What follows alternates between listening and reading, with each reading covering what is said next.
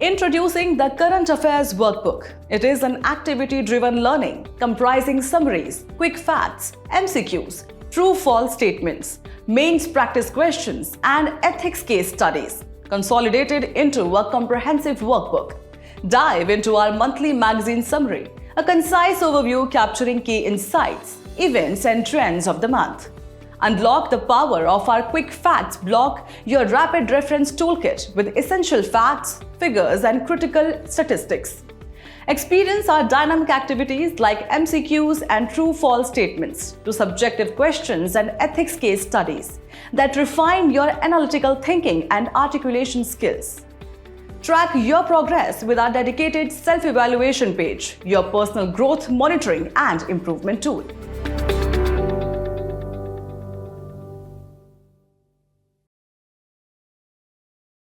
Hello and welcome to this new edition of News Today. Without delay, let's have a look at the headlines first.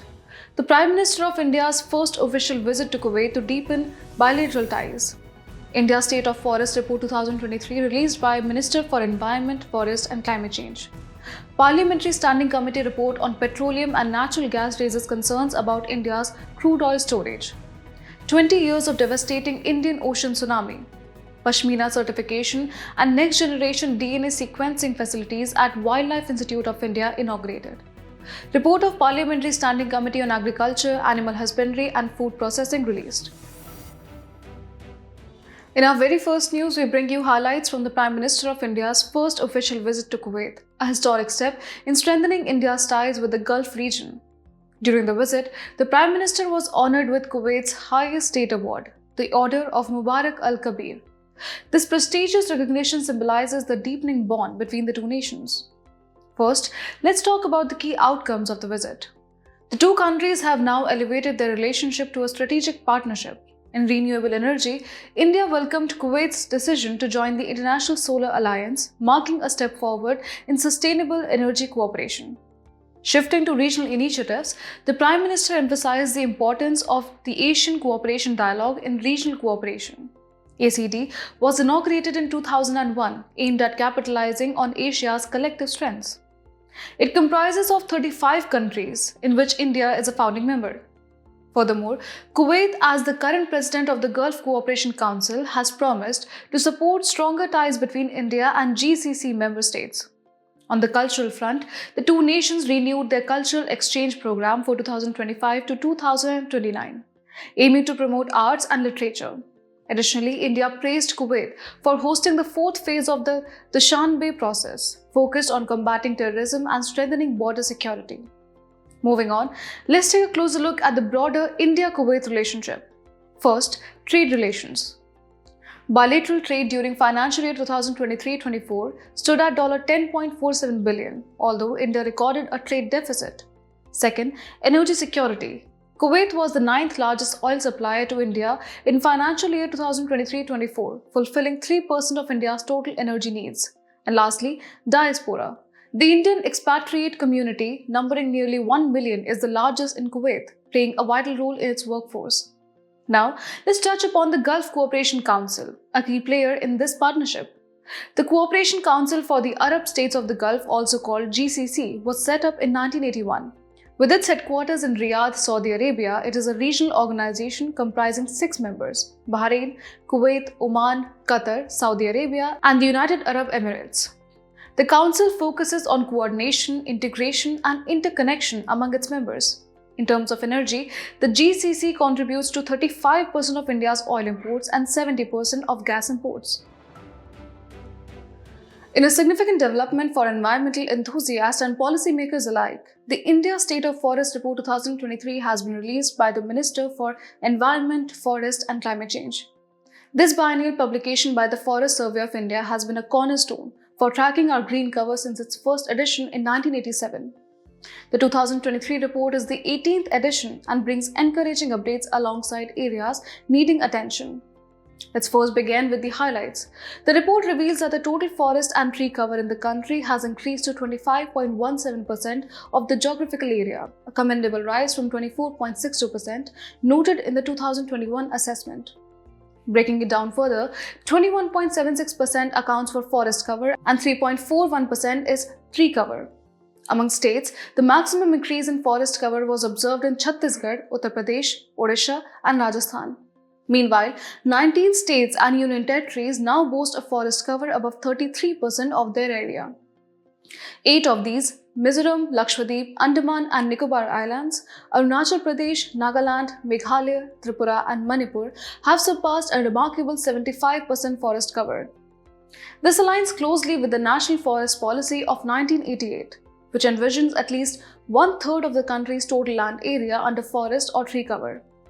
However, not all findings were positive. The report notes a decline in mangrove cover by 7.43 km per square compared to 2021, bringing the total to 4,992 km per square.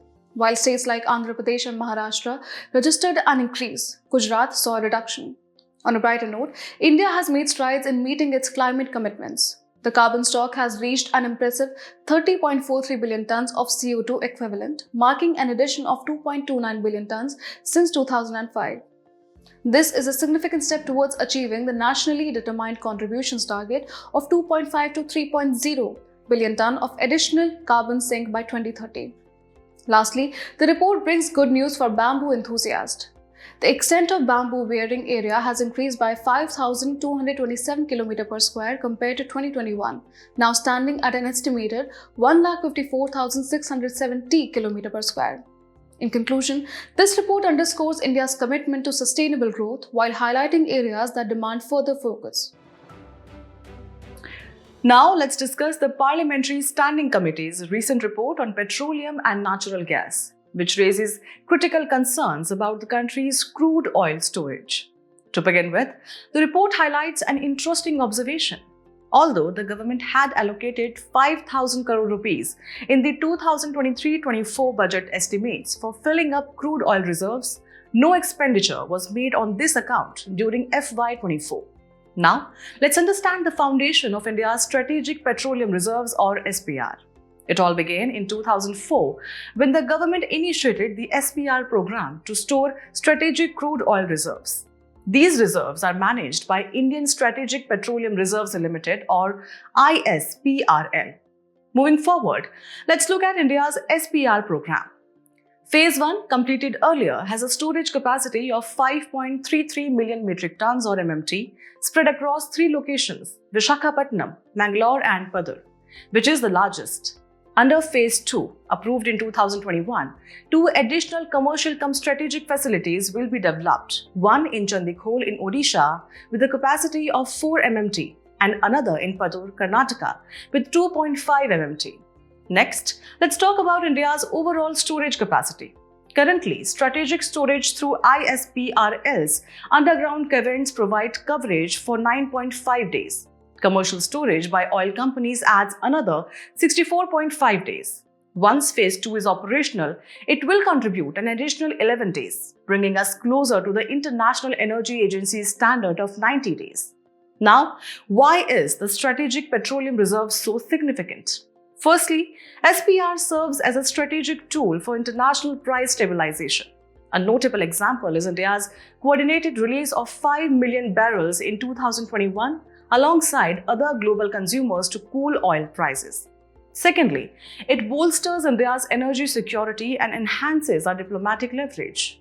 For instance, in 2017, UAE's Abu Dhabi National Oil Company became the first foreign entity to store crude oil in India's strategic reserves.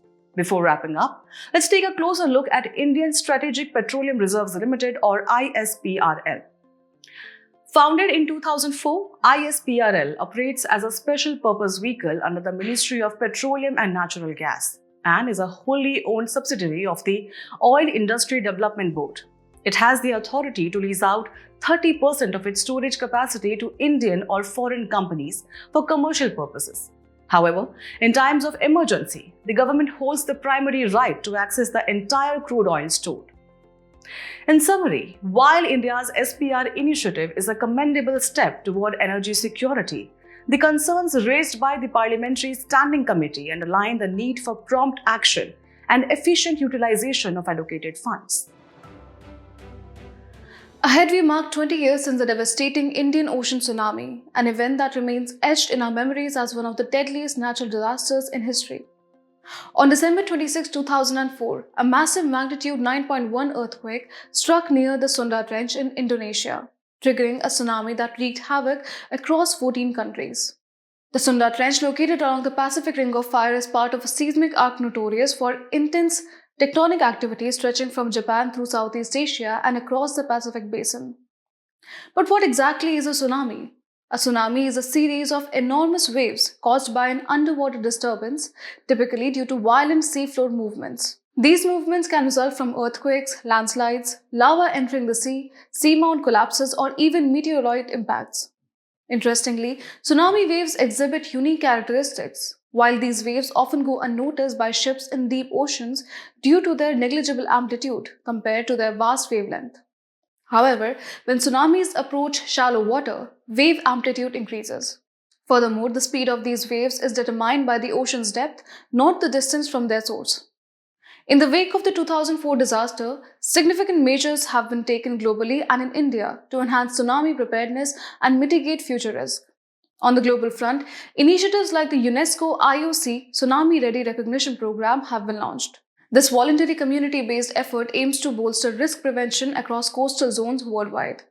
Similarly, the Tsunami United Program, another UNESCO flagship initiative, focuses on increasing preparedness. Moreover, the Global Tsunami Early Warning and Mitigation Program by IOC UNESCO aids member states in assessing tsunami risk and implementing early warning systems. Closer to home, India has also ramped up its preparedness. The Indian Tsunami Early Warning Center, established at the Indian National Center for Ocean Information Sciences in Hyderabad, serves as a national authority for issuing tsunami advisories.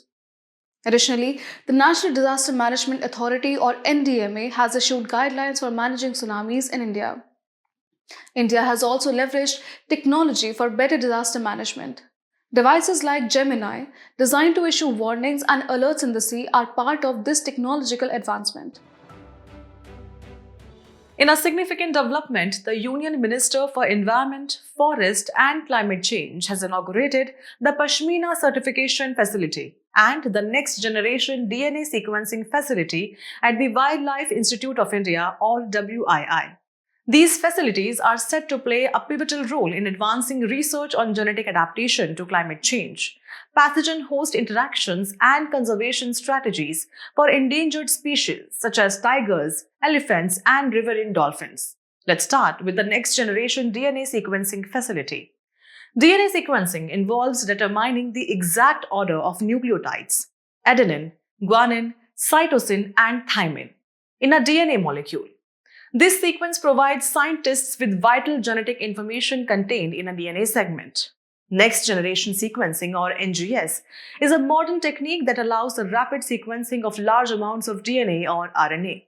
While earlier methods could take months to sequence an entire genome, NGS achieves this within days. NGS has a wide range of applications across various fields. First, microbiology. It aids in identifying pathogens, tracking outbreaks, and studying antimicrobial resistance by sequencing bacterial and viral genomes. Second, medical research and gene therapy. NGS is used to identify cancer types, replace defective genes for inherited diseases, and create precision drug delivery systems. Third, wildlife conservation. It helps assess population genetic health, diversity, evolutionary histories, disease surveillance, illegal wildlife trade, and climate-induced biodiversity impacts. And fourth, agriculture. By sequencing crop genomes, NGS enhances drought resistance and analyzes pest DNA to develop eco-friendly pest control methods. Now, moving on to Pashmina, Kashmir's golden fiber. Derived from the Changthangi goats of Ladakh, Pashmina was recognized with a GI tag in 2019. It is an ultra-fine Kashmiri wool known for its exceptional quality, measuring just 12 to 16 microns. This exquisite fiber undergoes traditional hand spinning and weaving processes. To maintain its authenticity, the Pashmina Testing and Quality Certification Center in Srinagar implements rigorous testing protocols, ensuring high-quality standards for this prized fabric. With these new facilities, India is taking significant strides in both scientific research and the preservation of its unique heritage. These advancements promise to strengthen wildlife conservation efforts and support the global recognition of Kashmir's Pashmina. Moving ahead, we bring you insights from the Parliamentary Standing Committee's recent report on agriculture, animal husbandry, and food processing, which highlights key concerns and recommends measures to strengthen this vital sector. Let's start with the status of the livestock sector in India. India holds the distinction of having the largest livestock population in the world. In the year 2022-23, the sector contributed 4.66% to the total gross value added or GVA. Between 2014-15 and 2022-23, it registered an impressive compound annual growth rate or CAGR of 7.38%, increasing its contribution to agricultural GVA from 24.32% to 30.38%. However, despite this growth, several key concerns were flagged by the report. Low budget allocation for critical institutes such as small livestock institutes, breed improvement institutes, and the Veterinary Council of India. Persistent feed and fodder issues with only 5% of cultivable land dedicated to fodder production, despite India housing 15% of the world's livestock. A major gap in livestock insurance with only 1% of livestock insured. Other issues include underutilization of funds, low productivity, and inadequate progress in schemes. To address these challenges, the committee put forth several key recommendations. Declare livestock as a special sector to ensure dedicated attention and resources. Meet the National Programme for Dairy Development or NPDD targets, particularly focusing on setting up bulk milk coolers and automatic milk collection units. Provide support for stray cattle by offering subsidies or incentives to farmers and funding gaushalas for their care. Expand livestock insurance to cover a larger share of the 53.5 crore livestock population.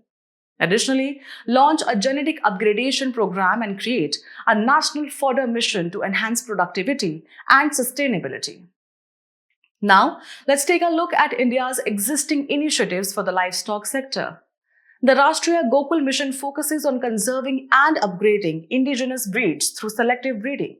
The Kisan Credit Card or KCC and Animal Health Infrastructure Fund aim to expand credit access and develop robust animal health infrastructure. Dairy programs like the NPDD strive to modernize the dairy sector and encourage entrepreneurship. To combat diseases, initiatives such as the National Animal Disease Control Program focus on eradicating foot and mouth disease or FMD and brucellosis. In conclusion, while India's livestock sector has shown remarkable growth, the concerns highlighted by the committee underscore the need for strategic focus and enhanced resource allocation. The recommended measures, if implemented effectively, can unlock the sector's full potential.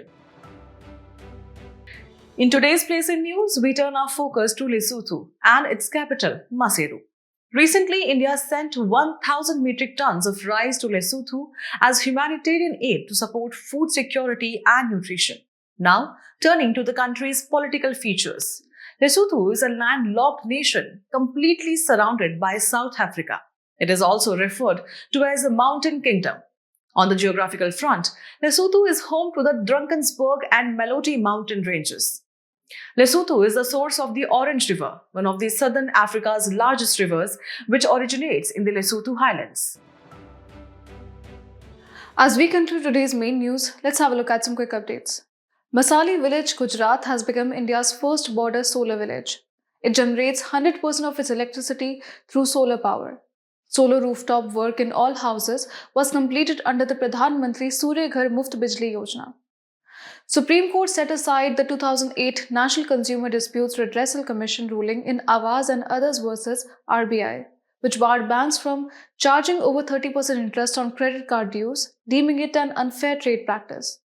NCDRC is a quasi-judicial commission set up in 1988 under the Consumer Protection Act 1986. Retired Supreme Court Judge Madan B. Lokar has been appointed chairperson of UN Internal Justice Council. General Assembly established Internal Justice Council to ensure independence and accountability in UN's internal justice system. Recent studies tracking PM 2.5 emissions from domestic sources highlight indoor air pollution, with residential emissions dominating PM 2.5 pollution in 29 cities, including Srinagar, Kanpur, and Allahabad. Household or indoor air pollution is the air pollution emanating from household indoor activities. Union Transport Minister inaugurated India's first national highway made with bio-bitumen in Nagpur-Mansar bypass on National Highway 44. Bitumen is a black substance derived from distillation of crude oil known for adhesive properties. It is mainly used in road paving and waterproofing applications. New research shows that 3 cities spread along Denali Fault were once a small united geologic feature.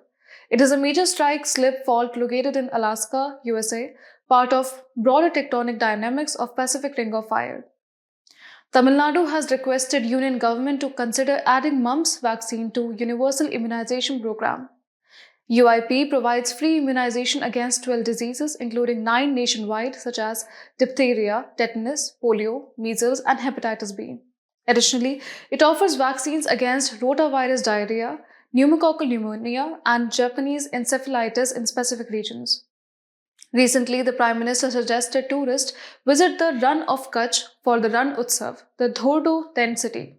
Ancient geological shifts transformed a shallow region of the Arabian Sea into what is now a seasonal salt marsh and desert terrain.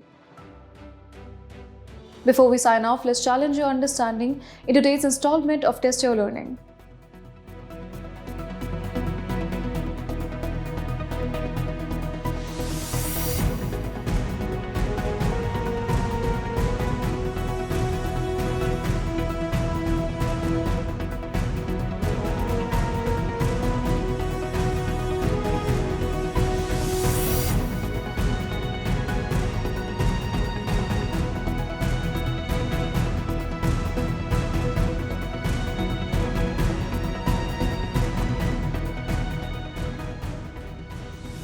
Thank you for joining us. We hope you found this episode of News Today engaging. For solutions to the quiz and to access the PDF version of News Today, please visit the provided links in the description below.